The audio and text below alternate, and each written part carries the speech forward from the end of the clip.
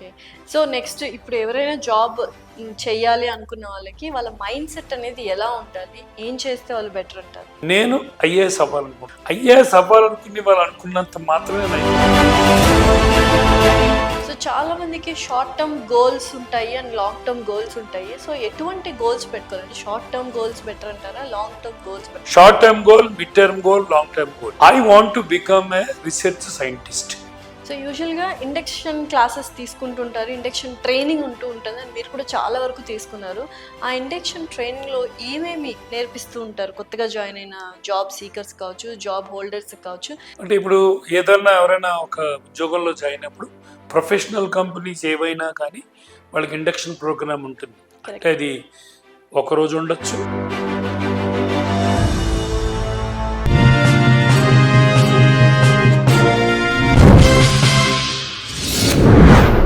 Sir ఇప్పుడు చాలా kinds of jobs ఉంటాయి, డిఫరెంట్ టైప్స్. కొన్ని కాంపిటేటివ్ జాబ్స్ ఉంటాయి, బ్యాంక్ జాబ్స్ కావచ్చు, యూపీఎస్సీ జాబ్స్ కావచ్చు, అండ్ అలాగే నార్మల్ ఐటీ జాబ్స్. వీటన్నింటికి ఉండాల్సిన కామన్ స్కిల్ ఏంటి? దాన్ని ఎలా డెవలప్ చేసుకోవాలి? అంటే కామన్ స్కిల్ అంటూ స్పెసిఫిక్గా చెప్పలేం మేడం. కానీ ముఖ్యంగా కావాల్సింది కమ్యూనికేషన్ స్కిల్సే, అందులో నో డౌట్ ఇన్ ఇట్. ఎందుకంటే మిమ్మల్ని మీరు ప్రజెంట్ చేసుకోవాలి కాబట్టి మీకు కావాల్సింది కమ్యూనికేషన్ స్కిల్స్. తర్వాత ఏంటంటే మీరు చెప్పేది ఎంత కాన్ఫిడెంట్ గా చెప్తున్నారు. అంటే దాన్ని ఎలా చెప్పాలంటే లాజికల్ రీజనింగ్ అంటాం కదా. ఒక ఇష్యూ నేను అడిగినప్పుడు ఒక సోషల్ ఇష్యూ అడిగాను, ఒక పొలిటికల్ ఇష్యూ అడిగాను, మీరు దాన్ని మీరు సమర్థవంతంగా చెప్పేటప్పుడు మీకు నచ్చిన పాయింట్లతో రీజనబుల్గా అవతల వాళ్ళని కన్విన్స్ చేయటానికి ఏ విధంగా చెప్తున్నారు అనేది చాలా ఇంపార్టెంట్. ముఖ్యంగా మీరు సివిల్ సర్వీసెస్ తీసుకోండి. సివిల్ సర్వీసెస్లో సామాజిక ప్రాబ్లం అంటే సమస్యల మీద అడుగుతారు ఎక్కువ. అంటే డ్రౌట్ ఉంది, ఎలా కంట్రోల్ చేస్తారు, లేకపోతే మీ చుట్టుపక్కల అవినీతి ఉంది, ఎలా చేస్తారు అని అలాంటివి అడుగుతుంటారు. దాన్ని మీరు మీ ఫ్యాక్టర్స్తో, మీ పాయింట్తో మీరు ఎలా సమర్థవంతంగా చెప్తున్నారు అనేది ఇంపార్టెంట్. దాన్నే మనం లాజికల్ అంటాం. ఎందుకంటే ఒకటే ఒక సిద్ధాంతం అండి, when there for a magic there should be a logic. When there is no logic, life becomes tragic. Logic లేకపోతే జీవితమే లేదు చెప్పాలంటే. మనం చేసే ప్రతి పనికి ఒక లాజిక్ ఉంటుంది. అలాగే ఇప్పుడు మీరు ఏ ఉద్యోగం అయినప్పటికీ కూడా మీరు అక్కడ ఏదైతే చెయ్యాలో దానికి సంబంధించి వాళ్ళు అడిగేటువంటి విషయాలని మీరు ఎంత మీకు అనుకూలంగా కానీ వాళ్ళకు అర్థమయ్యేలా కానీ ఎలా చెప్పగలుగుతున్నారు అనేది చాలా ఇంపార్టెంట్. అది నేను వాళ్ళని కన్విన్స్ చేయగలగాలి నా ఆన్సర్తో. అది తప్ప ఒప్ప అనేది పక్కన పెడితే నేను చెప్పిన దానికి ఉదాహరణకి 2 రెళ్ళు 4, ఆ 4 కాదు నేను 2 రెళ్ళు 5 అని చెప్పాను. 5 అని చెప్తే నేను ఏ విధంగా ప్రూవ్ చేయాలి 5 అని? అది చెప్పాలి నేను. అలా నేను చెప్పగలిగితే డెఫినెట్లీ విల్ బి సక్సెస్ఫుల్. అదే చూస్తారు కూడా ఇంటర్వ్యూలో, ఎలా నువ్వు నీ ఆన్సర్ని సపోర్ట్ చేసుకున్నావు అనేది చూస్తారు. అంతేగాని నువ్వు తప్పు చెప్పావు కన్నా ఒప్పు చెప్పావు కన్నా బ్లఫ్ చేయమని కాదు నా ఉద్దేశం. కరెక్ట్ గా చెప్పండి లాజిక్ అది. సో యూజువల్ గా ఎక్స్పీరియన్షియల్ లెర్నింగ్ అని మీరు తరచుగా చెప్తుంటారు మీ ట్రైనింగ్స్ లో. సో ఏంటి ఎక్స్పీరియన్షియల్ లెర్నింగ్ అంటే? మనం ఎక్స్పీరియన్స్ తో ఎలా లెర్న్ చేయాలి అనే విషయం చెప్తున్నారా? ఎక్స్పీరియన్షియల్ లెర్నింగ్ అనేది చాలా important process of learning. Important ఎందుకంటే ఒక ఎగ్జాంపుల్ తీసుకుందాం మనం. నేను మీకు చెప్తున్నాను ఏమని, కమ్యూనికేషన్ స్కిల్స్ ఇంప్రూవ్ చేసుకోండి, దానికి కాన్ఫిడెన్స్ ముఖ్యం, లేకపోతే క్రియేటివిటీ ముఖ్యం అని ఇలా చెప్తున్నాను. అలా చెప్పినప్పుడు మీరు విన్నారు, కానీ అదేంటో మీకు తెలియదు కదా.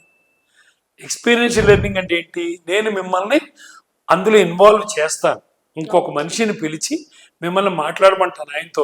అప్పుడు అక్కడ మీకు ఏమవుతుంది, మీరు ఎంత కాన్ఫిడెన్స్తో మాట్లాడుతున్నారో మీకు అనుభవంలోకి వస్తుంది కదా. ఆ అనుభవంలోకి రావడమే మన ఎక్స్పీరియన్స్ అంటున్నాం. సో ఆ విధంగా మీకు తెలుస్తుంది, అలవాటు పడతారు. నేను ఇలా చెయ్యాలి. అలాగే ఉదాహరణకి ఈ పని ఇంత గొప్పగా చేయొచ్చు అని మీరు అనుకున్నారు. ఎలా చేయొచ్చో నేను థియరిటికల్గా చెప్తే కుదరదు కదా. ఎలా చేయొచ్చో మీరు అందులో ఇన్వాల్వ్ అయ్యి చేసినప్పుడు మాత్రమే మీకు తెలుస్తుంది. దాన్నే మనం ఎక్స్పీరియన్షియల్ లెర్నింగ్ అంటాం, పార్టిసిపేటివ్ లెర్నింగ్ అంటాం, ఏదైనా అనండి. కానీ ఎక్స్పీరియన్షియల్ లెర్నింగ్ అనేది ఇప్పుడున్న ప్రస్తుత ఆధునిక యుగంలో మీరు ట్రైనింగ్ ఇవ్వడానికి ఒక ఇంపార్టెంట్ టూల్ అనమాట, యాక్టివిటీ. ఆ యాక్టివిటీ బేస్డ్ ట్రైనింగ్నే మనం ఎక్స్పీరియన్షియల్ లెర్నింగ్ అంటాం. ఓకే. సో నెక్స్ట్ ఇప్పుడు ఎవరైనా జాబ్ చెయ్యాలి అనుకున్న వాళ్ళకి వాళ్ళ మైండ్ సెట్ అనేది ఎలా ఉండాలి, ఏం చేస్తే వాళ్ళు బెటర్ అంటారు? మైండ్ సెట్ అంటే ఫస్ట్ ఉద్యోగం చేయాలన్న ఇది ఉండాలి ఒకటి. రెండు, కేవలం డబ్బుల కోసమే ఉద్యోగం చెయ్యాలి అనేది కాదు. కరెక్ట్. మూడోది ఏంటి ఇంపార్టెంట్ అంటే నీకంటూ ఒక కెరీర్ పాత్ ను డిసైడ్ చేసుకుని ఉండాలి. అంటే నేను ఇంజనీరింగ్ చదివాను లేదా మెడిసిన్ చదివాను, మెడిసిన్ చదివితే నేను ఆ ఫీల్డ్ లో నేను ఎక్కడికి ఎదగాలనుకుంటున్నాను, దాన్నే మనం ఇమాజినరీ విషన్ అంటాం. ఇమాజినరీ విషన్ అంటే ఏంటి? సపోజ్ నేను ఇవాళ ఉన్నాను, నేను డిగ్రీ చదువుకున్నాను, నేను ఐఏఎస్ అవ్వాలనుకుంటున్నాను. ఐఏఎస్ అవ్వాలనుకుని వాళ్ళు అనుకున్నంత మాత్రం నేను అయిపోను. దానికి సంబంధించిన కృషి చేయాలి, పట్టుదలతో ముందుకెళ్ళాలి. అట్ ద సేమ్ టైం నాకు ఒక ఇమాజినరీ విషన్ ఉండాలి. అంటే ఒక 20 సంవత్సరాల తర్వాత పలానా ఆయన కలెక్టర్, ఆయన్ని స్టేజ్ మీదకి పిలుస్తున్నాం, ఆయన ఇంత గొప్ప పనులు చేశారు అని అంటే అక్కడ నీ ఎదురుగుండా నీ తల్లిదండ్రులు, నీ స్నేహితులు అందరూ తప్పట్లు కొడుతూ ఉండగా నువ్వు ఆ అవార్డు తీసుకుంటున్నట్టు ఒక విషన్, ఇమాజినరీ విషన్.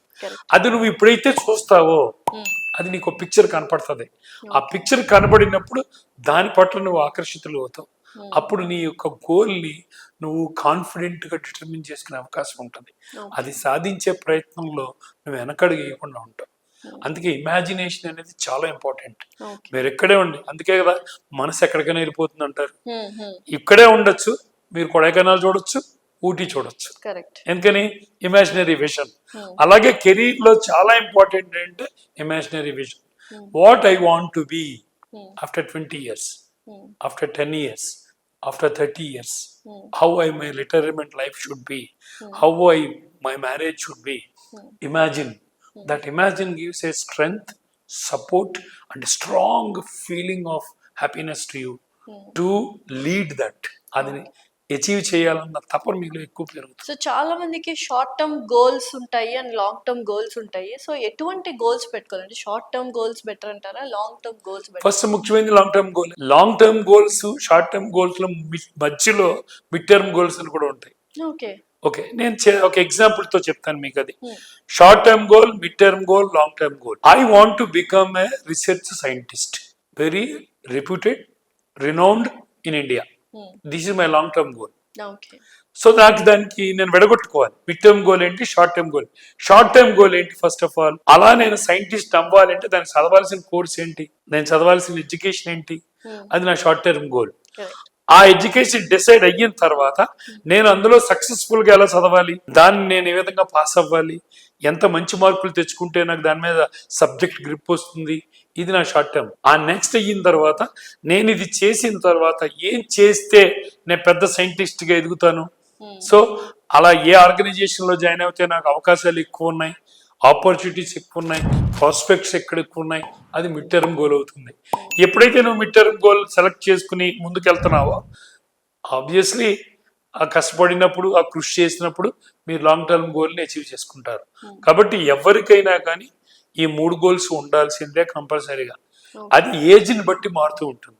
అంటే if you are at the age of 25, your short term goal is different, mid term goal is different, long term goal is different. If you are at the age of 45, short term mid term ఉండదు, long టర్మే ఉంటుంది. Because your age is already 45. So age ప్రకారం మీరు దాన్ని decide చేసుకోవాలి. Short term, mid term, long term, ఈ 3 goals కంపల్సరీగా ఉండాలి.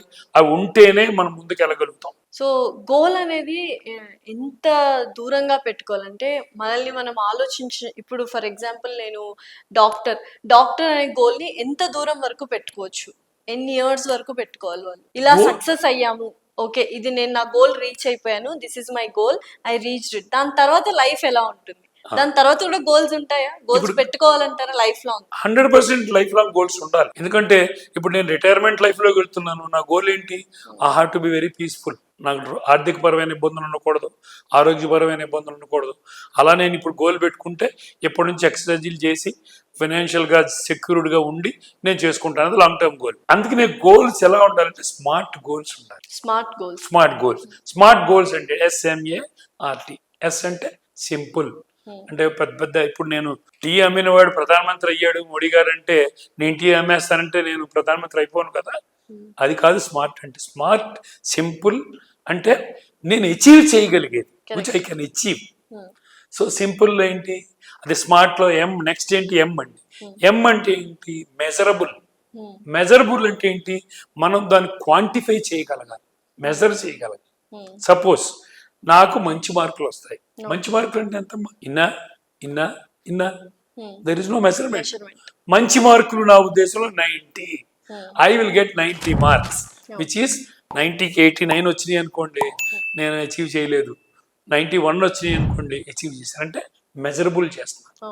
ఎస్ సింపుల్, ఎం మెజరబుల్, దెన్ ఏ యాక్సెప్టబుల్. యాక్సెప్టబుల్ అంటే అది సమాజం యాక్సెప్ట్ చేయగలగాలి, మనం యాక్సెప్ట్ చేయగలగాలి. నేను కరోడ్పతి కావాలి, బ్యాంకుని కొట్టేసి కరోడ్పతి అయిపోతాను, సమాజం యాక్సెప్ట్ చేస్తుందా? చేయదు. నాకు యాక్సెప్టెన్స్ ఉందా? లేదు. I don't have discipline there. అంటే ఏంటి, యాక్సెప్టబుల్ ఉండాలి, అలాగే అడ్జస్టబుల్ ఉండాలి. అంటే మనము గోల్ని ఎప్పటికప్పుడు మార్చుకునే విధంగా, టైం టు టైం మార్చుకునే విధంగా మనం అడ్జస్టబుల్. ఉదాహరణకి కోవిడ్ వచ్చింది, కోవిడ్ అప్పుడు ఎవరు ఏం బిజినెస్ లేదు, సో నువ్వు అడ్జస్ట్ చేసుకోవాలి నీ లైఫ్ని. సో అది అక్కడ ఏ అంటే SMA, ఆర్ రీజనబుల్, రిలాక్స్. ఏ గోలు మీరు ప్రెషర్ కానీ టెన్స్ కానీ తీసుకునేలాగా ఉండకూడదు, రీజనబుల్ గా ఉండాలి. అంటే ఒక క్రమబద్ధంగా ఉండాలి, అలాగే మనం అచీవ్ చేయగలిగేలాగా ఉండాలి, అది రీజనబుల్. నెక్స్ట్ మోస్ట్ ఇంపార్టెంట్, మీరు ఇందాక అడిగారు టైం. ఎప్పుడు లోపల నువ్వు డాక్టర్ అవ్వాలనుకుంటున్నావు, ఎప్పుడు లోపల 50 years కా, 45 years కా, 35 years కా. రీసెర్చ్ సైంటిస్ట్ అవ్వాలనుకుంటున్నాను ఇప్పటికి. So time should measure your goal. ఈ టైంలో నేను ఈ గోల్ సాధించాలి. At the age of 25 my goal is this, 35 my goal is this, 45 my goal is this. అదే చెప్పాం, షార్ట్, మిడ్ అండ్ లాంగ్. ఆ విధంగా మనం అచీవ్ చేయాలి. సో యూజువల్గా ఇండక్షన్ క్లాసెస్ తీసుకుంటుంటారు, ఇండక్షన్ ట్రైనింగ్ ఉంటుంది అని మీరు కూడా చాలా వరకు తీసుకున్నారు. ఆ ఇండక్షన్ ట్రైనింగ్లో ఏమేమి నేర్పిస్తూ ఉంటారు కొత్తగా జాయిన్ అయిన జాబ్ సీకర్స్ కావచ్చు, జాబ్ హోల్డర్స్ కావచ్చు? దాని తర్వాత మీ ట్రైనింగ్ అయిన తర్వాత వాళ్ళు ఎలా దాన్ని మలుచుకోవాలి? అంటే ఇప్పుడు ఏదైనా ఎవరైనా ఒక ఉద్యోగంలో జాయిన్ అయినప్పుడు ప్రొఫెషనల్ కంపెనీస్ ఏవైనా కానీ వాళ్ళకి ఇండక్షన్ ప్రోగ్రామ్ ఉంటుంది. అంటే అది ఒక రోజు ఉండొచ్చు, వారం ఉండొచ్చు, maximum it will be 4 to 7 days induction programme. ఆ ఇండక్షన్ ప్రోగ్రామ్ అవగానే ఫస్ట్ ఆ ఎంప్లాయీని మొత్తం ఫ్యాక్టరీ అంతా లేకపోతే కంపెనీ అంతా చూపిస్తారు. సేమ్ మంది ఒక 10 acres లో ఉంది ప్లాంట్, 10 acres లో ఏముందో తెలియదు కదండి, నేను కొత్తగా జాయిన్ అయ్యాను. సో మొత్తం ఒకళ్ళు వచ్చి, ఆ HR డిపార్ట్మెంట్ వాళ్ళు ఎవరో వచ్చి వాళ్ళు మొత్తం తీసుకెళ్తారు, ఈ ఫ్యాక్టరీలో ఇక్కడ ఇది ఉంది, ఇక్కడ ఇది ఉంది, ఈ డిపార్ట్మెంట్ ఇది. నెక్స్ట్ స్టెప్లో అందరినీ పరిచయం చేస్తారు. So and so Lasya had join today as an executive, so she is working under so and so person and she takes care of these responsibilities అని చెప్తారు. అలా అందరికీ పరిచయం చేస్తే మీకేమవుతారు, మీరు కొత్తగా ఫీల్ అవ్వరు ఎవరిని, ఆ రోజుని కలిసాం కదండి అన్నట్టుగా ఉంటుంది. అది నెంబర్ 2 ప్రాసెస్. నెంబర్ 3, మీ కంపెనీ విషన్ ఏంటి, మీ కంపెనీ మిషన్ ఏంటి, మీరేం సాధించాలనుకుంటున్నారు, మిమ్మల్ని తీసుకోవడంలో ఆంతర్యం ఏంటి, మీరు కంపెనీకి ఏం చేయాలి, మీ కాంట్రిబ్యూషన్ కంపెనీకి ఏంటి, జాబ్ రెస్పాన్సిబిలిటీ, అది మనం చెప్తాం. ఆ నెక్స్ట్ అయిన తర్వాత కంపెనీలో పాలసీస్, ప్రొసీజర్స్. అంటే నువ్వు టైంకి, ఏ టైంకి రావాలి, ఏ టైంకి వెళ్ళాలి, ఏ టైంకి తినాలి. ఇప్పుడు ఉదాహరణకి మనం పాలసీ ఇండక్షన్లో చెప్తాను, క్యాంటీన్ ఉంది మనకి. క్యాంటీన్ ఉంటే మనం ఏమనుకుంటాం, మనం వెళ్ళి కూపన్ ఇస్తే ఆవిడ తెచ్చి భోజనం తీసుకొస్తాడు అనుకో. కానీ కంపెనీస్లో అలా ఉండదు. Even managing director stands in the line and takes his plate and completes his lunch, puts the plate in the dustbin, wash the hand, go, very systematically. ఈ పద్ధతి వాడికి చెప్పాలి. అంటే పాలసీ, ప్రొసీజర్, ఈ వీటి మీద మనం వాళ్ళకి ఇండక్షన్ ఇవ్వాలి. అలా ఇండక్షన్ ఇచ్చిన తర్వాత ఫైనల్గా ఇంకా మిగతా ఉంటాయి, లీవ్ పాలసీస్ అని, శాలరీ ఎప్పుడు ఇస్తారు, మిగతా వాళ్ళ జాబ్కి సంబంధించినవి. ఇదన్నీ ఇచ్చిన తర్వాత వాళ్ళకు ఒక అవకాశం. You have any questions, you have any difficulty in understanding, వీటిని అర్థం చేసుకోవడంలో మీకు ఏమైనా ఇబ్బంది అనిపించిందా, మీ జాబ్ మీకు ఏమన్నా కష్టం అని అనుకుంటున్నారా అని వాళ్ళ దగ్గర నుంచి మనం ప్రశ్నలు రాబట్టి వాటికి కూడా మనం సమాధానాలు చెప్పి వాళ్ళని కంఫర్టబుల్, అంటే నేను ఒక మంచి ఆర్గనైజేషన్లోకి ఎంటర్ అయ్యాను అన్న ఫీలింగ్ వాళ్ళకి కలగజేయాలి. అంటే ఇది చెప్పాలంటే ఉదాహరణకు ఒక పెళ్ళైన కొత్త కోడల్ని ఇంటికి అత్తగారింటికి వస్తే ఎలా ఉంటుందండి, ఇండక్షన్, అంతే కదా. సేమ్ ఇది కూడా అంతే. అలాగే కథ ప్రొసీజర్ ఫాలో.